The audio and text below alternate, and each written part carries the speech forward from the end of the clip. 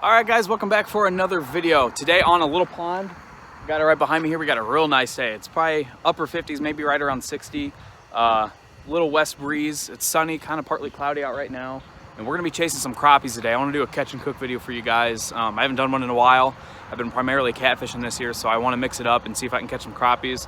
Plus, I'd be able to save their heads after I fillet them for bait. So, a little 1-2 punch combo there, but we're gonna hop down here. I'm gonna wear the chest mount and throw the other GoPro out on this mount here, so we'll get a couple different views. But yeah, we'll catch some crappies, throw them in a cooler, take them home, cook them up for you guys, show you how I like to eat them. So, without further ado, let's do it. All right, I apologize about the noise from the interstate. They were right along the edge of it, but this is what I'm rocking today to start with. This Swimbait is actually from Walmart. That's their Ozark Trail, like their brand of outdoor stuff. They have some pretty cheap baits that aren't really bad. Like, this is decent. But the crappie in here really like the chartreuse color, so I went ahead and went with the Roadrunner. But yeah, so targeting crappie and even big bluegill if they want to play. There's a lot of little dinky bass in here, but I'm probably going to cut all those out for the sake of the video length. So we'll go ahead and dive into this, see how we do here.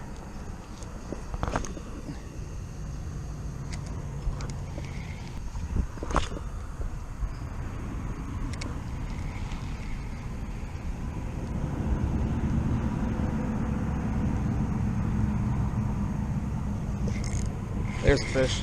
That felt like a crappie hit there. Nope. Oh yeah, it's a crappie. Oh my goodness, look how big that crappie is. Second cast. Holy cow. What a pig. What a pig. That is a big fat crappie right there. Man, oh man. Decent. All right. First crappie of the day.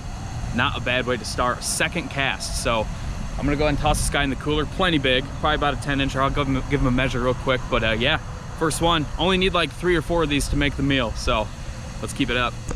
All right, we'll throw him on the tape just to see. Oh yeah, it's probably 11.5, 12-inch crappie there. Good deal. Man, he just put a whomping on it. I'm fishing that bait.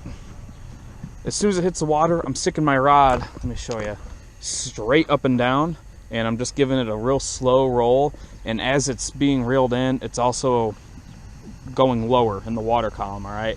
And those crappies seem to like it on the fall, because the way this bank works is it kind of just makes a bowl that just rolls down, and they sit right as soon as it starts to get low enough to where you can't really see the bottom. It seems to be their territory. So they see a bait coming off that edge and slowly rolling down. That's a slim pickings for them. That's easy. So they go right for it. So we'll keep her up. See if we can get a few more. That was awesome.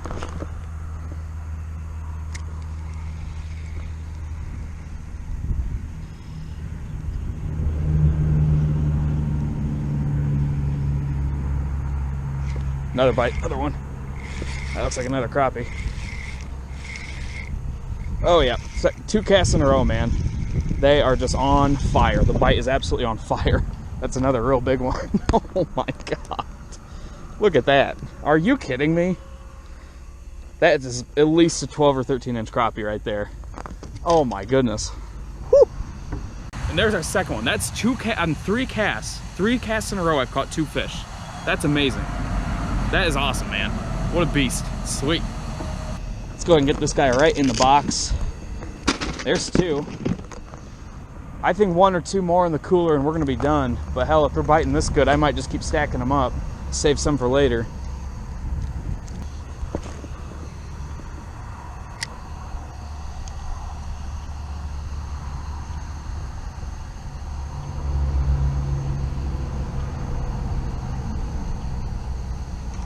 Fish. Right out there, out in the middle. I'm betting that's a crappie. Feels pretty good though, whatever it is. Yep, sure enough, another big old fat slab. Jeepers. Look at the gut on him. Look at that gut. My goodness. Wow. That is awesome, man. That is just what we are after. There's number 3. I can't believe how good they're biting. I mean, I've only made maybe a dozen casts and I've already got dinner. I'm gonna go for 1 more and then I'm gonna cut out recording here, but I might just keep fishing for them just for fun. But that is awesome right there. All right, in the box you go. In the box you go.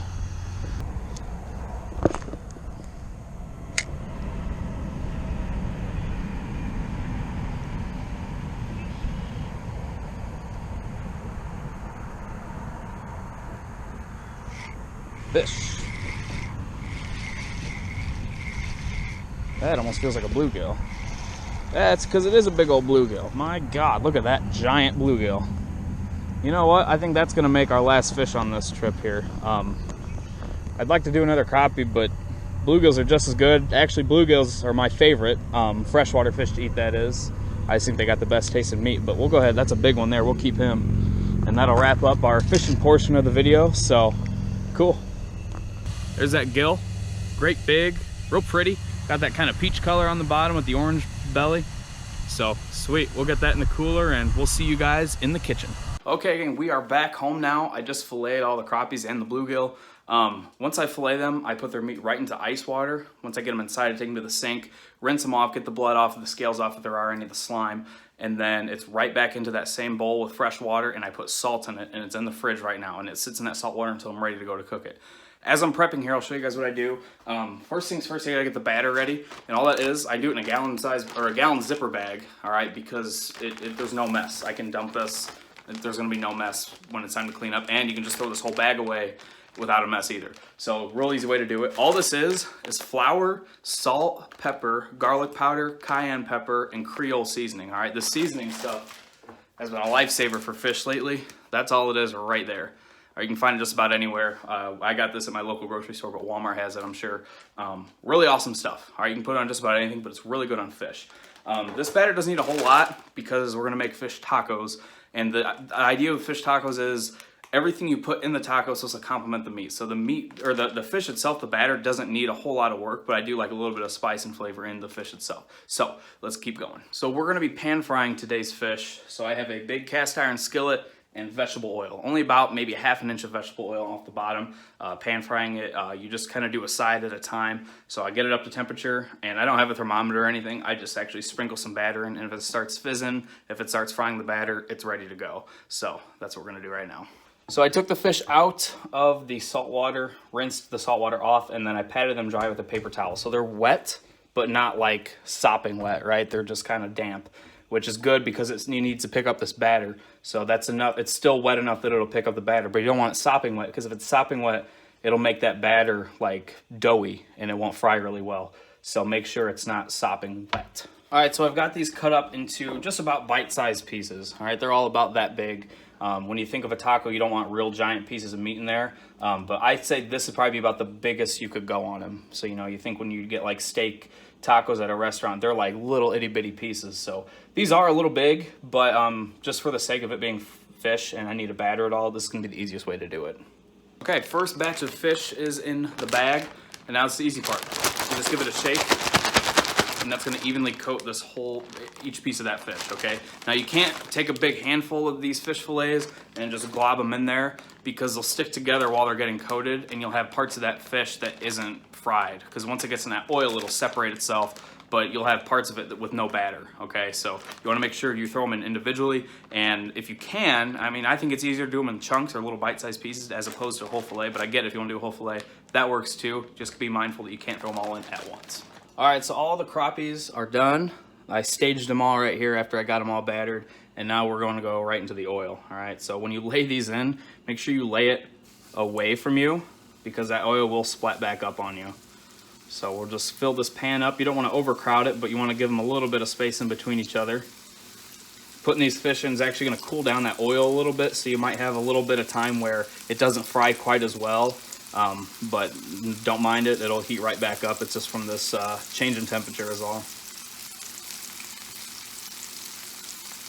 All right, now we wait. So while our fish is getting fried up, we're gonna go ahead and get ready with the taco stuff. Now, of course, you can make this however you want, however you like tacos. This is just the way I do it. I think it's really good this way, and there's some key things in there I think you need in your fish tacos. All right, so let's get into it. Tortillas. I'm using corn tortillas. You can use flour or whatever else kind of tortillas you can figure out, but I'm using corn ones tonight. You need this coleslaw mix. This is one of those things I think you need on fish tacos, all right? It's coleslaw, but without like the sauce or whatever it is that makes coleslaw actually coleslaw. But it's cabbage and carrots all shredded, okay? And it gives it a really good crunch. It's a good texture to have in your fish tacos. Cheese, sour cream. And the last thing that I think you need, sriracha mayo. All right, this stuff is incredible, especially on fish tacos. It's kind of like a, I'm trying to think, maybe a Korean food style of taste, I guess, if you've ever had Korean food, or I think it'd be Korean. Really good, would recommend. So on your fish tacos, definitely this and definitely the coleslaw. All right, so let's get back into this. All right, so this fish is getting its golden color to it. So we're gonna start taking it off, and I just put them on a plate with some paper towels just to soak up some of that grease. A cooling rack is also a really good option. It just lets that grease kind of drip down. But while it's in here, it's gonna continue cooking through to the center.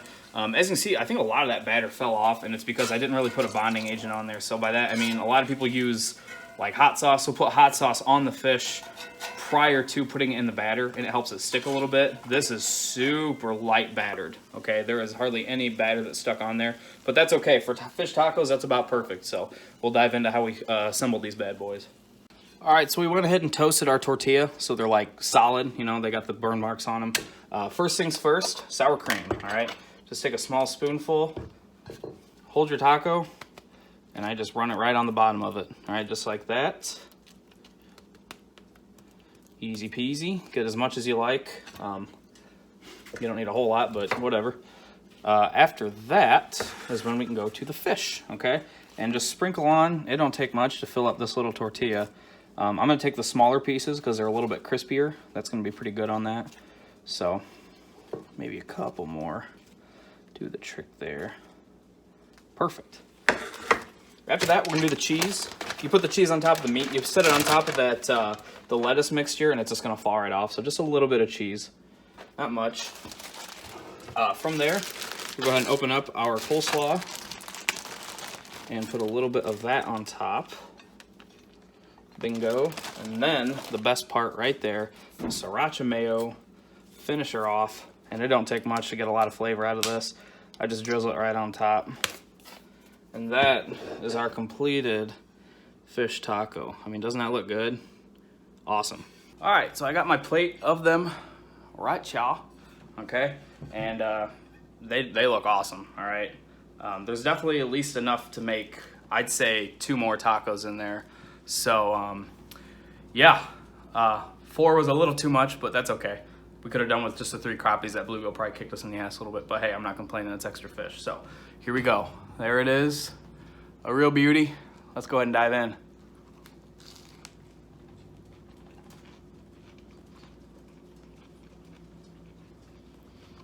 That's some good stuff, guys. When you get the fish crunchy too, that with the coleslaw mix and the spicy from the sauce, ridiculous, man. I like it a lot with the corn tortillas actually, but you have to make sure you really toast them so they're crispy and they got those little burnt spots on them. They kind of bubble up because it makes the shell almost a little bit crunchy around the edges, and that is just premier good. So, whoa, dogs are moving my camera. So, hope you guys liked that video. I love doing catch and cooks. I like making fish. This is actually the first time second time this year I made fish, but first time getting a video out of it. So, hope you guys use this recipe. I like it a lot. It's really good. I've used this exact one before, and real simple to use. I actually use this a lot of times with just fish sticks that you buy at like Walmart, you know, the frozen ones, and I'll air fry them and they're nice and crispy, and you just dice them up and you do them just like this, real good. So that being said, hope you guys like this video. Give this video a thumbs up if you did enjoy it. Comment below any suggestions or recipes of your own. Subscribe to my channel if you have not and you want to see more stuff like this, and we will see you on the next one.